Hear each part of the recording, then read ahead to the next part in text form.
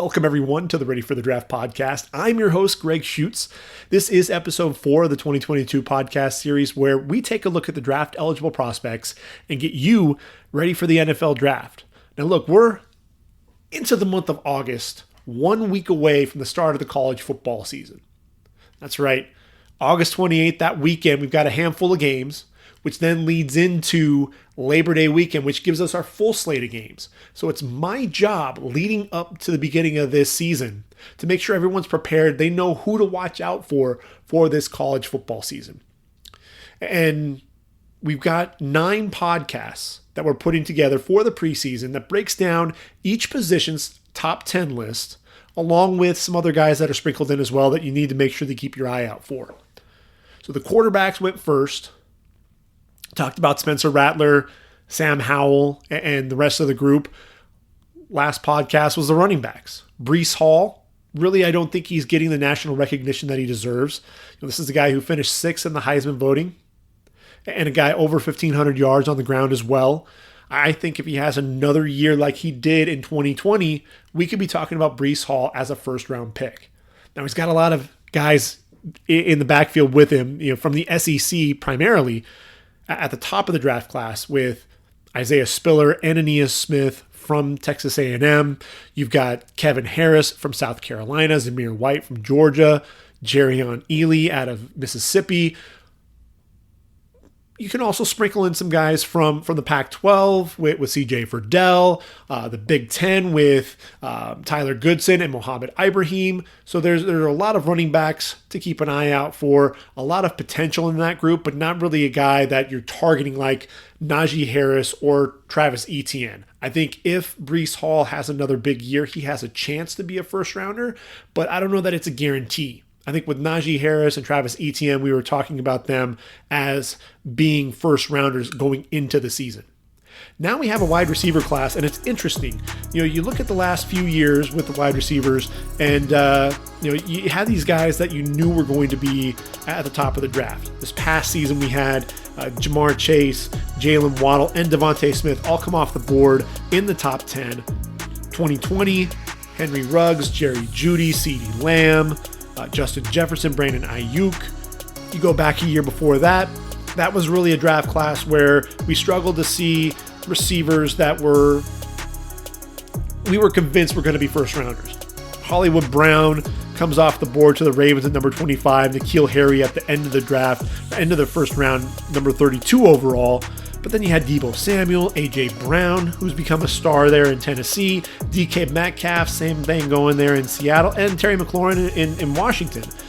So just because you draft a guy in round 1 doesn't mean that they're going to develop. You've got some guys later on in the draft that you can absolutely jump onto. 2018, G.J. Moore, Calvin Ridley coming off the board in round 1. This was another draft class that was pretty weak overall. You did have Michael Gallup come off the board in round 3. He's shown up really well there for Dallas. 2017, we had 3 receivers come off the board in round 1. I think the overall depth of that draft class really forced the hand of Tennessee, the Chargers, and Cincinnati to go after Corey Davis, Mike Williams, and John Ross respectively. Keep in mind, this also was a draft where we had Juju Smith-Schuster, Cooper Kupp come off the board on day 2, along with Chris Godwin and Kenny Golladay. So again, a draft where we didn't think there was going to be that depth, and we ultimately saw some guys that ended up becoming some playmakers down the line. So just because you look at a draft class and you say, well, there aren't going to be guys in round 1, that's really what we're going to be looking for in this draft class. Who are guys on day 2 and day 3 that we could potentially count on as guys that could be fast movers and guys that could get into a camp and really excel. 2016 was another weird draft. At the top, Corey Coleman, Will Fuller, Josh Doxson, Laquan Treadwell, none of them really panned out, although Will Fuller, he's had a couple of decent seasons there when he was with the Texans. He's now in Miami, battling some injuries. That's really his biggest thing, is he can't stay healthy. That was a draft. On day 2, we saw Michael Thomas, Sterling Shepard, Tyler Boyd. So again, you can wait. Look, you had Tyreek Hill in that draft coming off the board in round number 5. Had the off-field issues, went to West Alabama, and we know the rest is history with him there. 2015 was Amari Cooper, and really everybody else there in round number 1. Not really a draft where we saw a lot of receivers go off the board. We had 6 of them. Kevin White really fooled everyone with a lot of the 1 year there at West Virginia, and then really put on just really a display with all of his testing, but really is just kind of fizzled out. And then you look at 2014. That was really the draft class that everyone's kind of built upon and talked about since then. When are we gonna have the next 2014 receiver class? You have Sammy Watkins and Mike Evans come off the board in the top 10. OBJ, 12th overall. Brandon Cooks, Kelvin Benjamin. But then on day 2, you get Devonta Adams falling all the way to number 53 overall, coming out of Fresno State. So again, group of 5 guys. Keep an eye out for some of them. You had Allen Robinson, Jarvis Landry, also day 2 picks. So again, we've got to look at these draft classes and really identify some guys who may not be even from the household names in terms of their programs, but guys who are going to end up not only making a roster but potentially making an impact. So as we look at this top 10, these are guys who some of them are already established and some bigger names, and really when we jump into things, I look at a guy like George Pickens out of Georgia, 6'3", 200 pounds. The junior, was having a tremendous year there in 2020, 36 catches, 513 yards, 6 touchdowns. A guy, he's big, he's physical, has excellent speed. He could end up being the number 1 receiver in this draft class. The only problem is he tore his ACL in April, and so the chances of him actually being available for the 2021 season for the Bulldogs is slim to none. And then you talk about his draft stock and really what happens to him there. Does he decide to enter the draft, or does he ultimately decide to come back to Georgia? Really a lot of question marks there with George Pickens. I am not including him in my rankings because of that ACL tear. We'll have to really see what happens as the season goes on.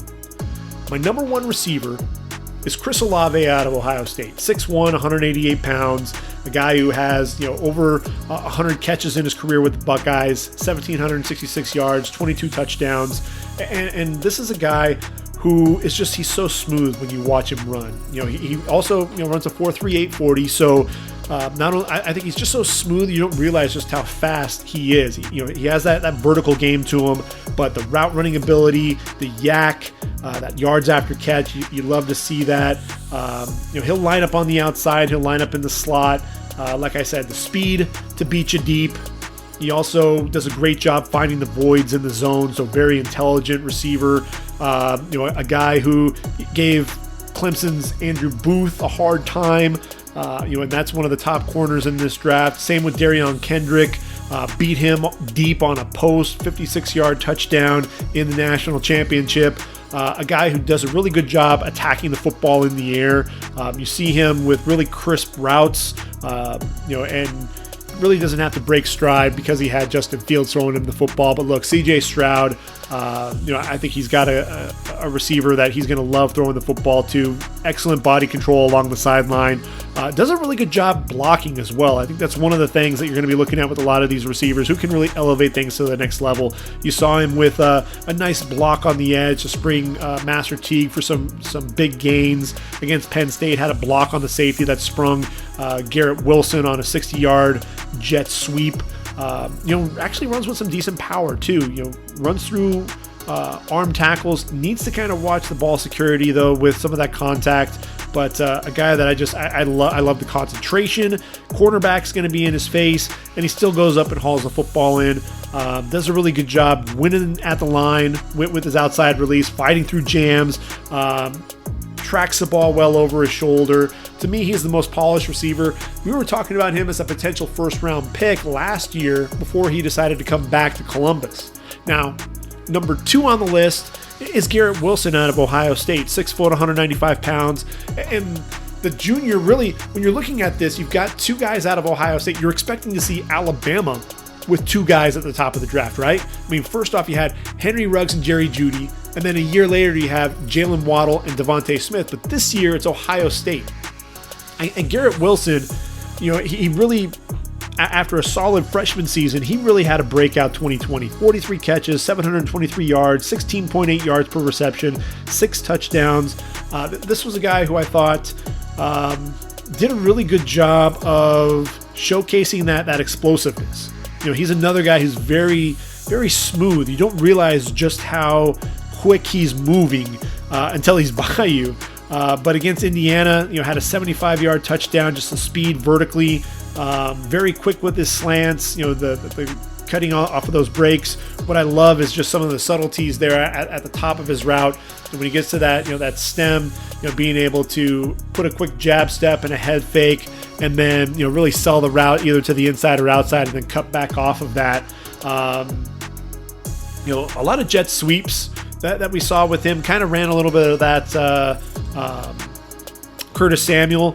So when they did get him the ball, he was up for some big plays. Only 2 of those carries this past season, but I expect to see some more of those. Another guy who's a really good blocker, had a block on a safety against Penn State to spring Master Teague for some extra yards. Excellent concentration, speed as a punt returner as well. Wins with his angles, cutting off the line. Does a really good job there. Body control, able to adjust to the football in the air. Against Bama, had a slot fade to the back pylon, able to adjust to that ball and haul it in. I think for me with him, I just want to continue to see him be that playmaker, be that special speedster down the field. When you talk about Jaylen Waddle, this was a guy, even though he got injured, he was a threat to go the distance on every single play. And Devonta Smith, obviously we know the Heisman Trophy winner, he was balling out. You look at a guy like Jamar Chase, this guy was big, he was physical, put up numbers that Devonta Smith did before Devonta Smith. So when you're talking about guys at the top end of that draft, I want to see Garrett Wilson really develop into that special kind of receiver, elevate his game. If we're going to be talking about him in the first round, he's got to be able to really take that to the next level and really have that moment. And I don't know that I've necessarily seen that out of him, but the talent and the ability is absolutely there. A guy, let's see, against Rutgers, had a fabulous game, and then against Indiana, running by Brian Fitzgerald, the Husky back on a 65-yard run. A guy who does a really good job setting up the DBs.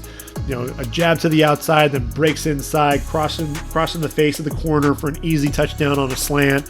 Very much a technician along the sideline as well. Concentration in traffic, holds on to the ball even after contact. But again, I just want to see him really elevate that game to solidify his status as a first rounder. Justin Ross, Clemson, 6'4", 205, the junior. Look, this is a guy, if he had stayed healthy, who knows what would have happened with this guy in 2020. We could have been talking about him in the top half of round 1 as well. But he's been out since March with a congenital fusion in his spine. He didn't even know that he had it from birth. And so I can't even say that he was injured per se, but they discovered that after what they thought was a stinger in practice, had surgery in June 2020. He is now clear and he's ready to return, and we're going to see what Justin Ross can do. As a freshman, 46 catches, 1,000 yards, 9 touchdowns, at 21.7 yards per reception. People gave him a hard time in 2019, just 66 yards or 66 catches for 865 yards and 8 touchdowns. Not really a huge deal, and people were giving him a hard time. I think with Justin Ross, it's kind of similar to the Jamar Chase, discussion about whether or not he can beat you vertically. Is he going to be a guy that can separate?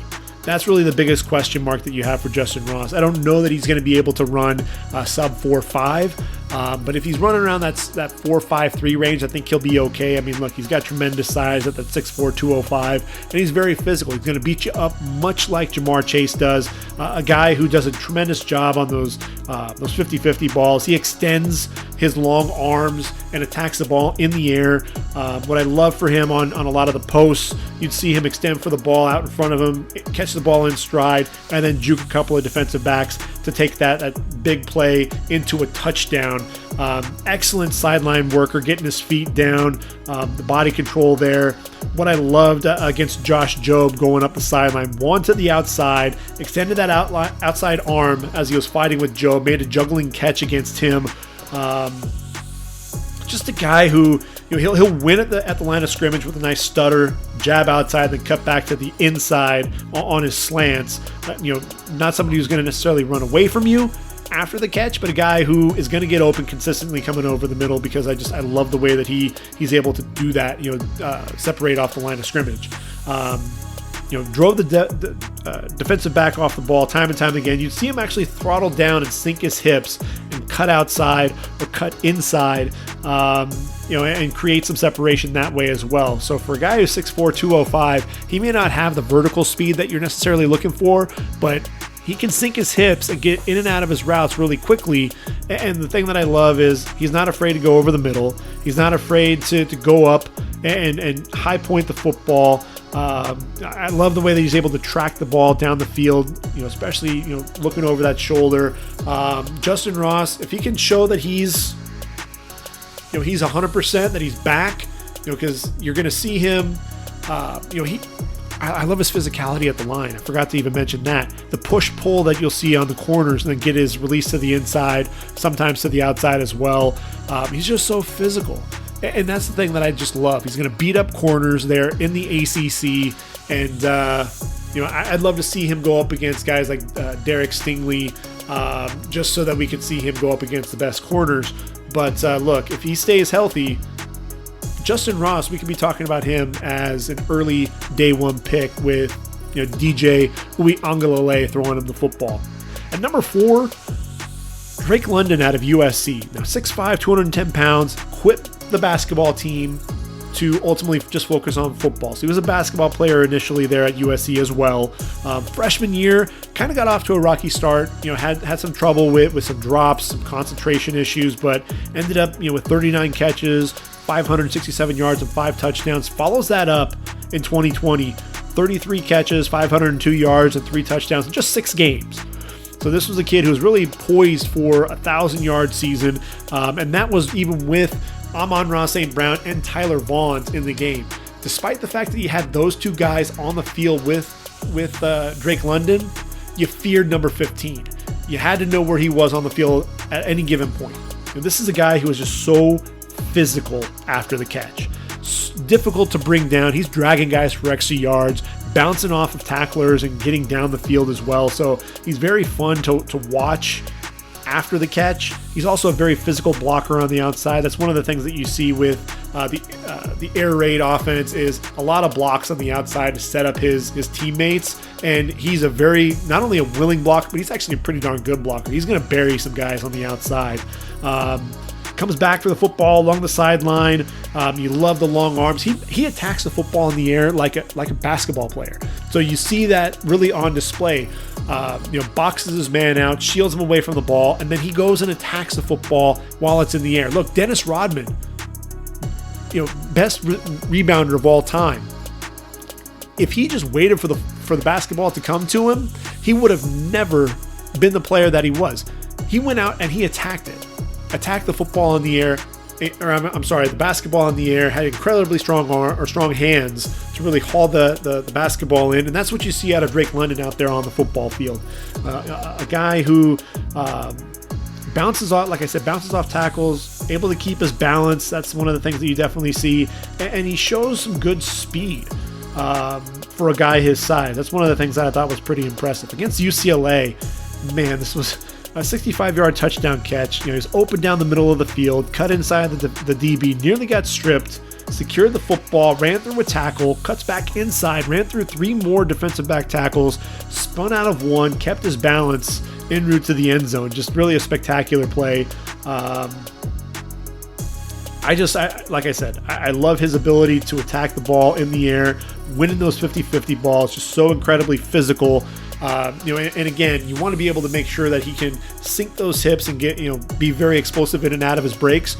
As a basketball player, you have to have that lateral agility to play defense Otherwise, you're not going to see any time on the court. So I think that's one of the things that really helps him is that basketball mentality, not only attacking the football in the air, but also with that route running. So I just want to see him continue to elevate his game there. And look, USC, their problem is not at the skill position. Drake London's going to be leading a receiving core that's just really deep, so he may not see quite as many footballs thrown his way.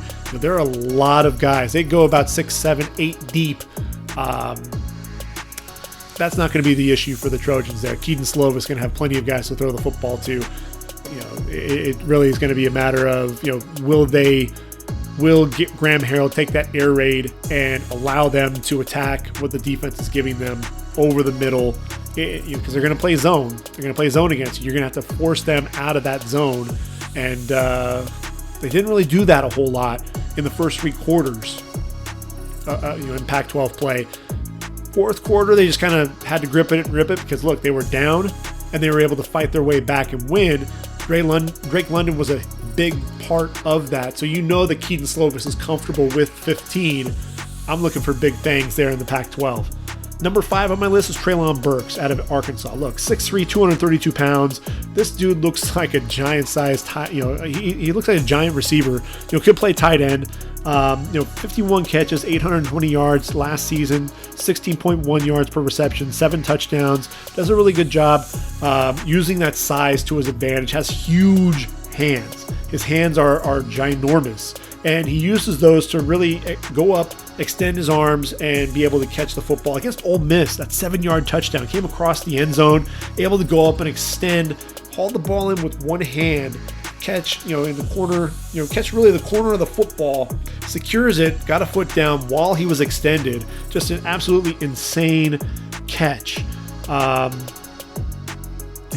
Body control, especially on the back shoulder throws, does a good job tracking the football over his shoulder. The guy who, he shows better speed than people really give him credit for. I think that's one of the reasons why he's going to be someone that we're going to be talking about in the first 2 rounds of this draft.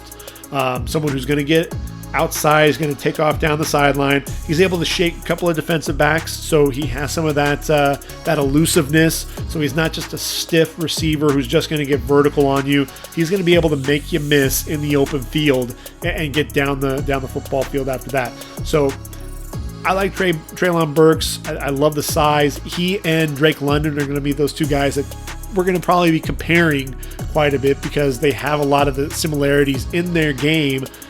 Burks may have a little bit more speed than London, so that's going to be one of the things that you're really looking at is just how complete of a receiver these 2 guys are. Jahan Dotson out of Penn State is my next guy. 5'11", 182 pounds. Dotson in 3 years there with the Nittany Lions, 92 catches, 1,575 yards, and 13 touchdowns. Average 17.1 yards per reception over those 3 years. I think everybody remembers that Ohio State game. I think that's really the biggest thing that you see. Extending that right hand, his inside hand to extend for the football when Shaun Wade looked back. Worked back inside on Shaun Wade. Went over the top of Wade, able to go up and high point over him. A guy who just he dominated that game on the outside. Even though obviously Penn State lost, I thought Jahan Dotson really exposed Shaun Wade in a lot of respects. What I love about him is he attacks the football in the air. He's fearless from that standpoint. He's going to always fight for extra yards. You get him one-on-one on the perimeter. He's able to to beat his man off, not only beat his man off the line. When the ball goes up, he's able to adjust to the football and be able to haul that in. Very explosive acceleration to run away from defenders after the catch. And if you saw that Michigan State game, that fourth quarter punt return, makes the catch, starts directing traffic to get a block, broke a tackle, then down the sideline, cuts back inside to avoid a defender, 80-yard touchdown on that punt return. And look, when you look at what he's able to do, only 11 punt returns in his career, but averaged 21.3 yards per punt return. So he has some of that versatility there as well, that explosiveness in the open field. And, I'm looking for big things for Jahan Dotson there in the Big Ten. Number 7 on my list, Romeo Doubs out of Nevada, 6'2", 200 pounds.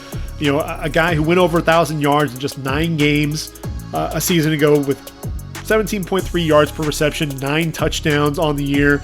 And this is a guy, look, he developed that chemistry with Carson Strong. He, Cole Turner, and Strong have been roommates since freshman year, so the chemistry there between the 3 of them is really a lot of fun to watch. So if you haven't gotten a chance to see the Nevada Wolfpack play under Jay Norvell, make sure you tune in this year. Find that game and make sure that you watch, because it's really a lot of fun watching the chemistry there on the field.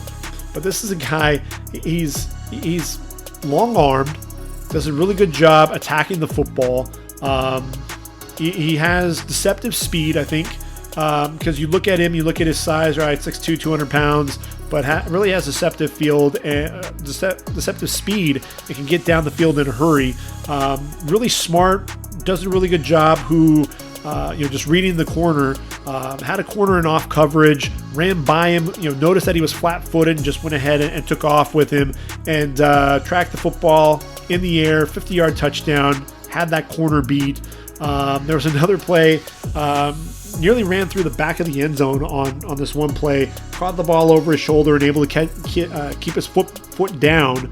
Had a corner on the island in another game, vertical, just plants to the outside to get the cornerback to take a step outside, then shows that speed to get it back inside on a post for a big touchdown. So that's one of the things, getting that corner to turn to commit, open up his hips to the outside, and once he's got that, then he knows he's got the post, makes that plant, cuts it, and perfect pass from Strong for a big play. And that's the thing that I really love about Romeo Doubs, is time and time again, just understanding what to do, where the corner is, and how he can set him up with that route running. So a very intelligent player. You love the stutter off the line and a quick catch to the inside on a slant. Especially around the red zone. You see that time and time again. Against New Mexico, gets vertical inside on the corner with a free release. This is the guy that you can't let have a free release, because the long strides allow him to accelerate down the football field. You've got to get hands on him, jam him early, because I think that's one of the things that I was noticing with him is, he doesn't always fight through the jam. He can get rerouted at times. So I really want to see him continue to be strong there coming off the line. But man, there's a lot to like when you watch Romeo Doubs play, and I'm looking forward to see what he can do there in the Mountain West.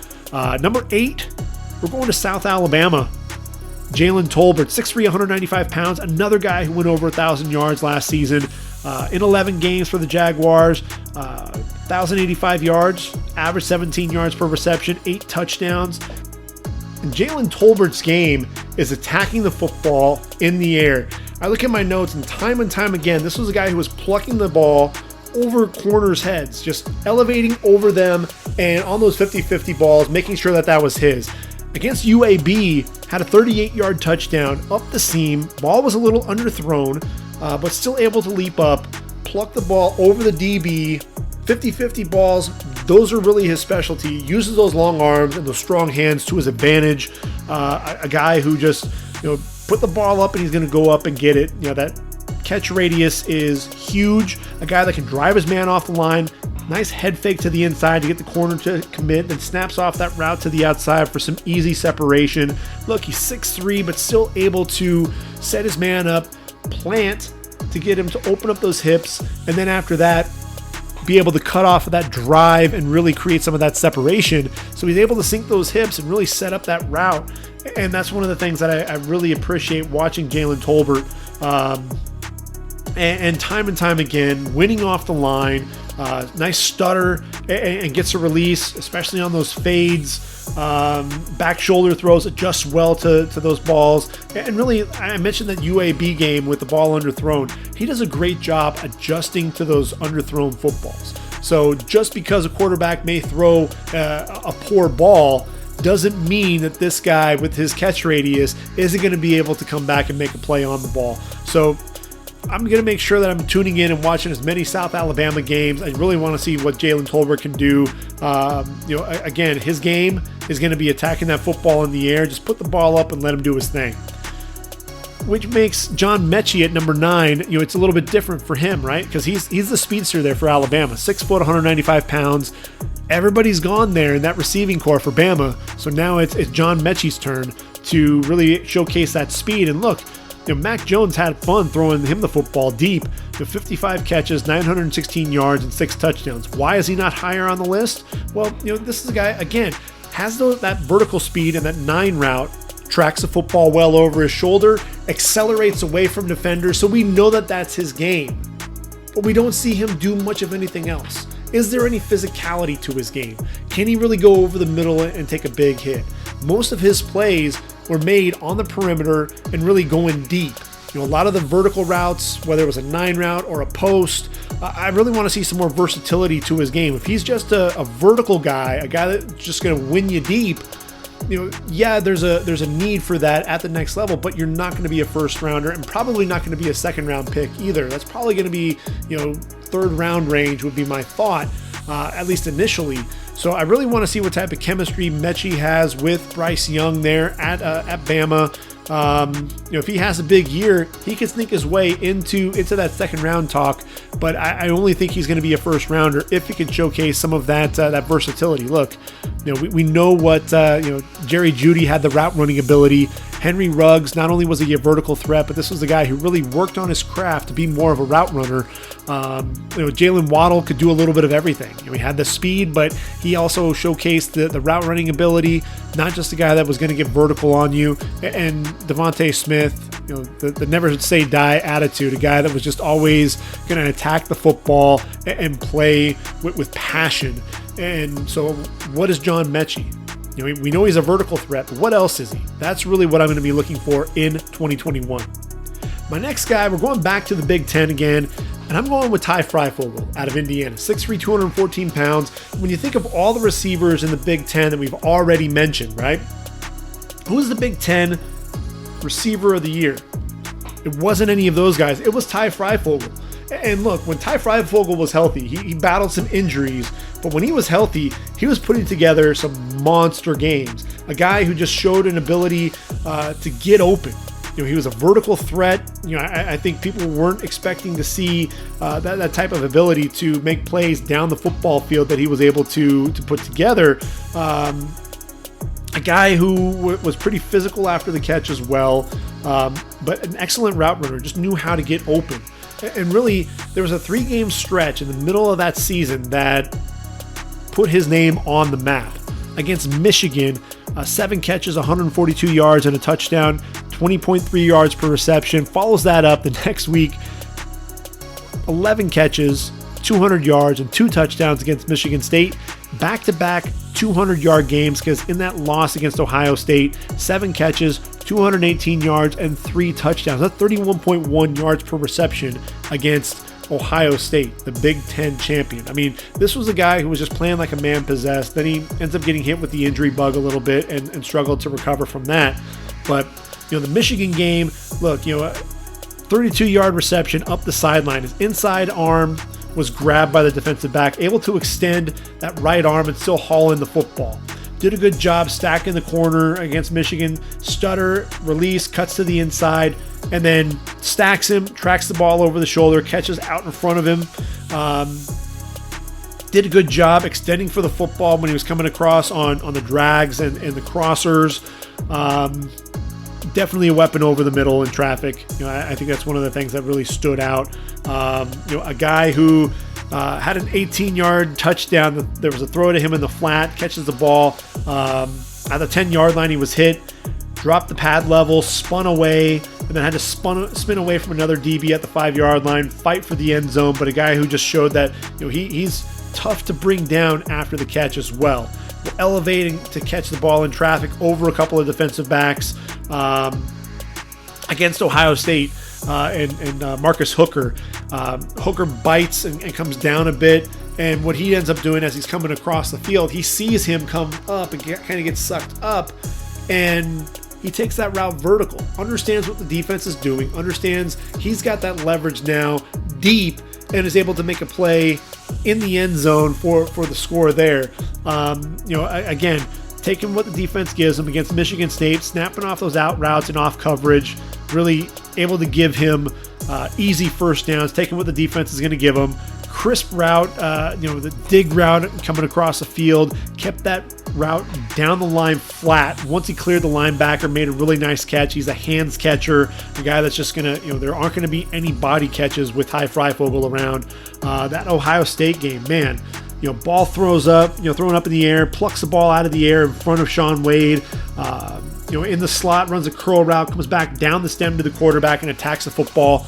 63-yard touchdown, runs a post from the slot, wide open down the hash, ball thrown to the inside, catch, and then up the field, strength to run through the tackles, and accelerates to outrun 3 defensive backs there.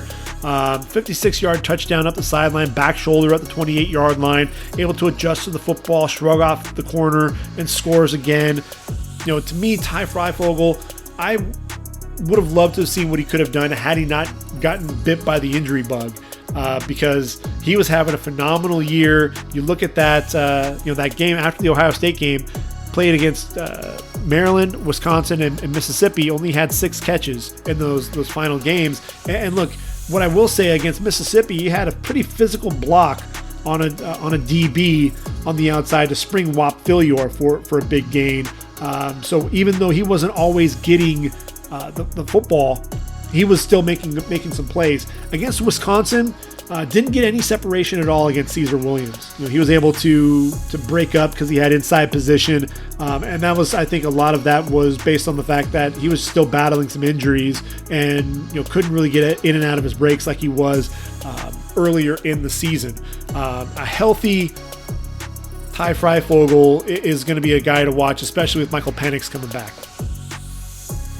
Next on my list is Eric Azukama out of Texas Tech, a guy that nobody's really talking about. And I'm kind of surprised by that. 6'3", 220 pounds, 46 catches, 748 yards, and 6 touchdowns a season ago. And I think a lot of people forget about Azukama. Look, he was putting up some big numbers and having some big games, even though that quarterback situation there with the Red Raiders really was kind of in flux. You had Alan Bowman, who was battling some injuries. Now he's out of the picture, going on to Michigan. You had Henry Colombi, who's now the backup there. You bring in Tyler Schall coming in from Oregon, and hopefully they can really connect and be able to develop some of that chemistry, because I think this is a guy who is very intriguing. Despite the fact that he's 6'3", 220, this is a guy that you put on the game film and you watch the vertical speed. He's going to beat guys down the field. He'll be able to separate. He tracks the ball very well over his shoulder. Hands catcher there as well. A guy who shows really good concentration. He tacks the ball in the air in traffic. Long arms. And look, despite being 6'3" and 220, he can get down the field in a hurry. He's going to be that vertical threat. He also has that big body as well. Able to step out of tackles, very difficult to bring down. The biggest thing that I didn't see a whole lot of with him was can he sink those hips on a consistent basis and really drive out of those cuts? Is he more of a vertical guy, stiff in his hips and not able to get in and out of his breaks? Weren't really able to see that a whole lot. That's why I have him further down on my list. But he's one of those guys who I think is very intriguing, as is Trey Turner out of Virginia Tech. 6'2", 195 pounds.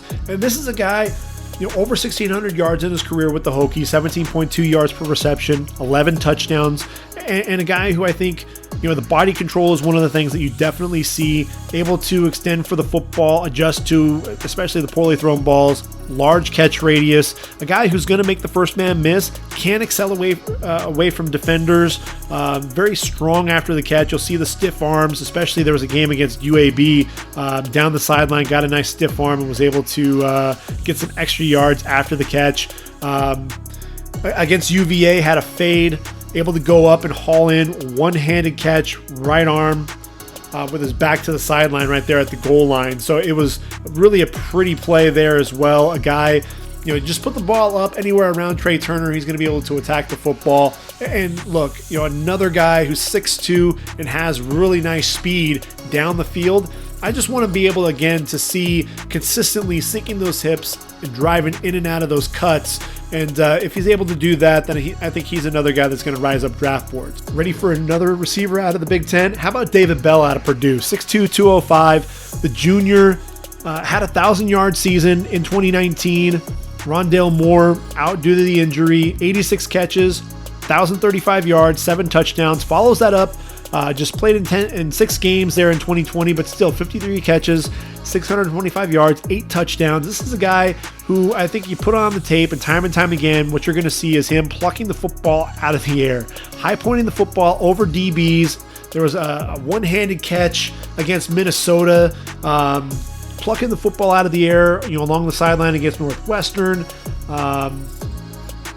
Excellent concentration. There was a ball deflected in the air by the safety Brandon Joseph, who had jumped the route, was still able to haul that in, so showed tremendous concentration.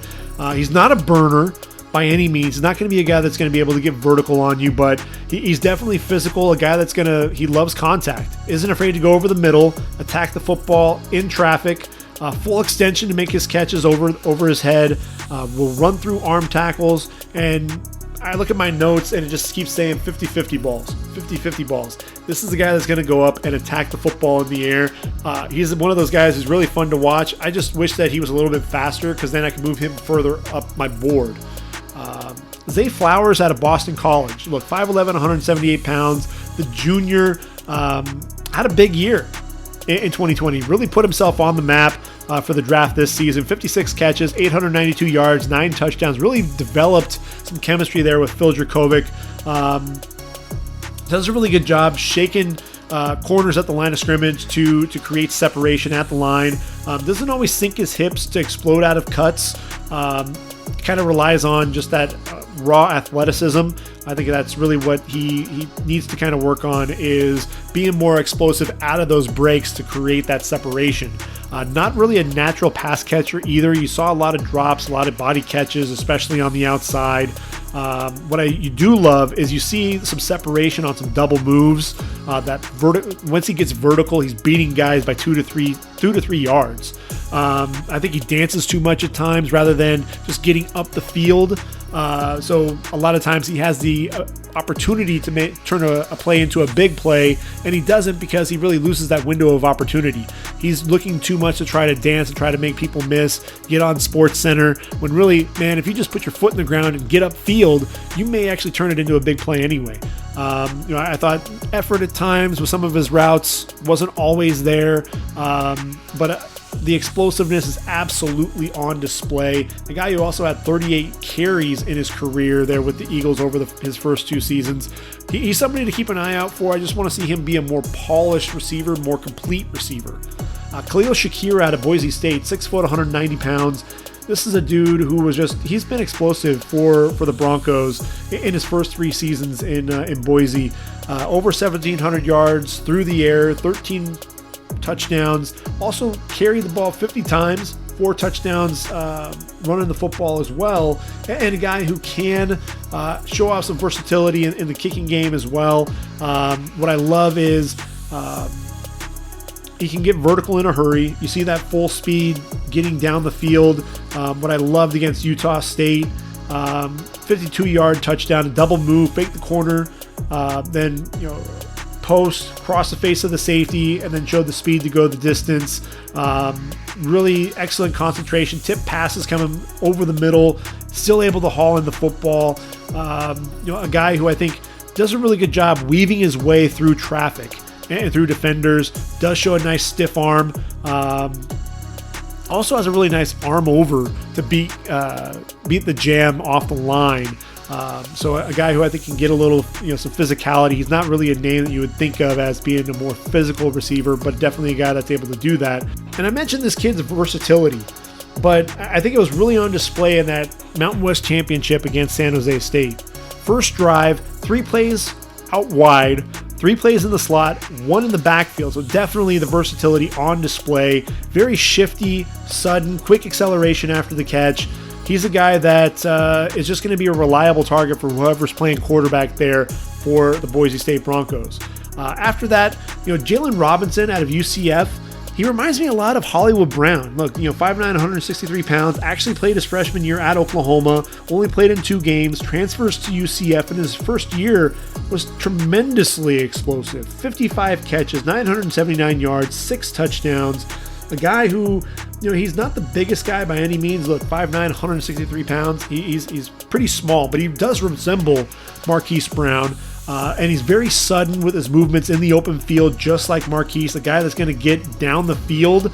I think that Marquise Brown, when he started his career, wasn't the most polished route runner, but you saw towards the end of his career there with the Sooners, very much more sudden with his route running, more sharpness to his cuts, and that's one of the things that you see with Robinson, a guy that does a really good job getting in and out of his breaks, stop and go against Tulsa, beat a Caleb Evans, who's a corner who's going to be mentioned in this draft, the transfer to Missouri. Gets deep, 45 yards there, ate up the cushion against Allie Green, the fourth, also headed to Missouri, another guy that we're going to be talking about later on. Showed that head fake, then able to run by him 2 to 3 steps, gets deep for 45 yards. He wins at the line on slants with that suddenness coming off the football. He will find the voids in defenses. Hands catcher in traffic. He'll come back to the quarterback. So he's really Dylan Gabriel's best friend because he's going to show those numbers and really be a guy that's going to, despite his lack of size, he plays a lot bigger. And that's one of the things that you can definitely appreciate with him. And look, his nickname is Flash for a reason, but he's not the biggest guy by any means. And that's really the biggest thing that is going to be his knock. But look, Marquise Brown came off the board in round 1. I'm not saying that Jaylen Robinson is there just yet, but he's a guy, he has that explosiveness, and he's worth the watch at UCF.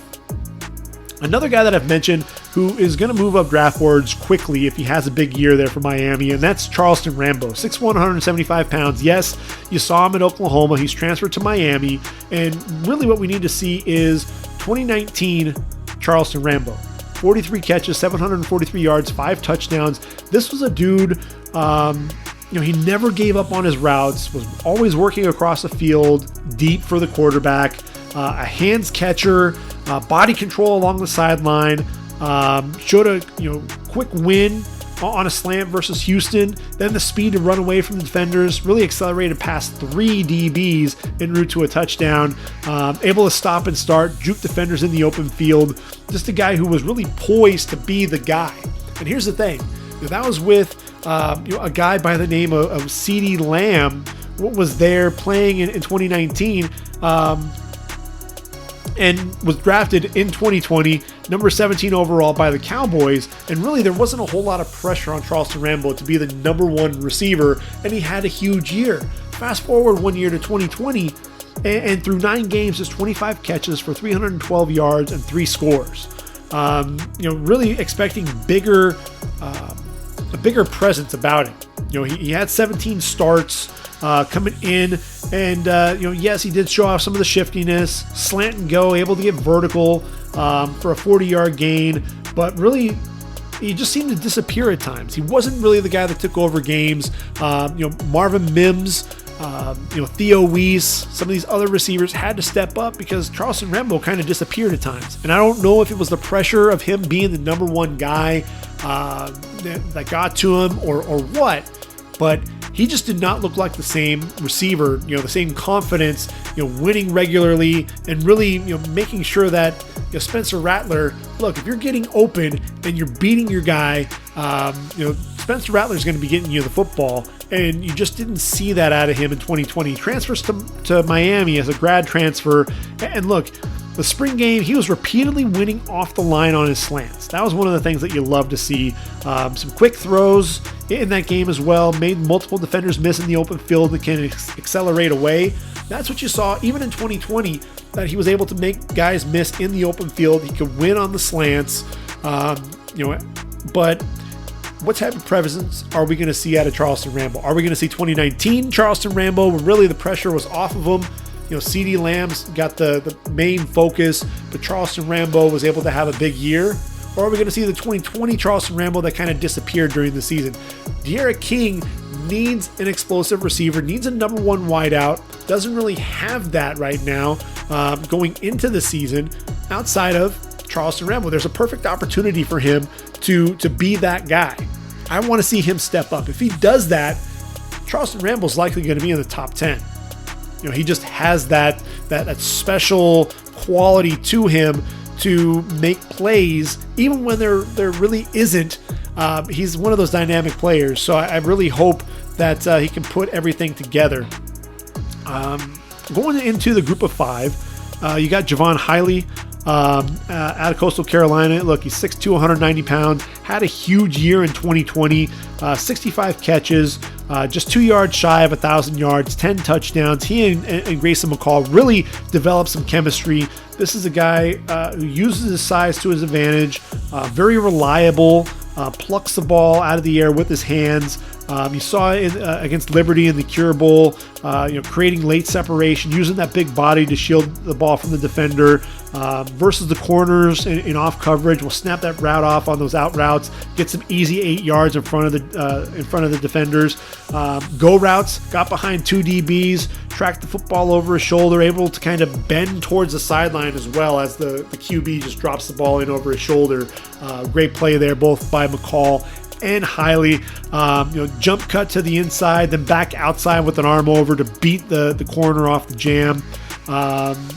He's just one of those guys who I'm just want to continue to see him, with that polish, that route running ability, because we know he's a big guy. Does he have that speed as well down the field? A guy though that he's going to be one of those go-to guys, one of those guys that's looked upon by, for Grayson McCall. Both he and the tight end Isaiah Likely should have big years, but look, the Chanticleers are not going to sneak up on anybody. Everyone knows what Coastal Carolina can do now, and so Javon Hiley, that's really one of the things that you want to see him elevate his game. Cincinnati's Alec Pierce, 6'3", 213, just played in 6 games there for the Bearcats. 17 catches, 315 yards. That's 18.5 yards per reception and 3 touchdowns. What I love about him is he's a technician with his route running. He's more of a possession guy. But look, that 18.5 yards per reception, he was a guy that wasn't afraid to attack the football down the field. Again, with the route running ability, he knows how to get open. The catch radius is huge, very reliable with his hands. He kind of reminds me of Cooper Kupp in a way, because they're not overly explosive or fast, just very quick and understand leverage and the ability to get open. And I think if he stays healthy, because he got bit with the injury bug in 2020, if he can stay healthy, a big year from him and Desmond Ridder, and you're going to see Alec Pierce's name continue to be talked about as he's moving up draft boards. We're going to stay with a group of 5. Justin Hall out of Ball State, 5'9", 186 yards. Look, this is a dude, 257 catches in his career. Over 2,700 yards, 13 touchdowns, also 85 carries, 610 yards, 4 touchdowns there. A guy that had 25 kick returns, 11 punt returns in his career. So a guy that just always had the football in his hands there for Ball State. 42 games with a reception, active leader with pass catching. He's just a lot of fun to watch. Very dynamic. Has the hands to snag the football out of the air. Not going to be a body catcher by any means. Speed, definitely to go the distance. Subtlety with some of his route running to be able to get open. Very quick in and out of his breaks. Very tough to bring down despite his size.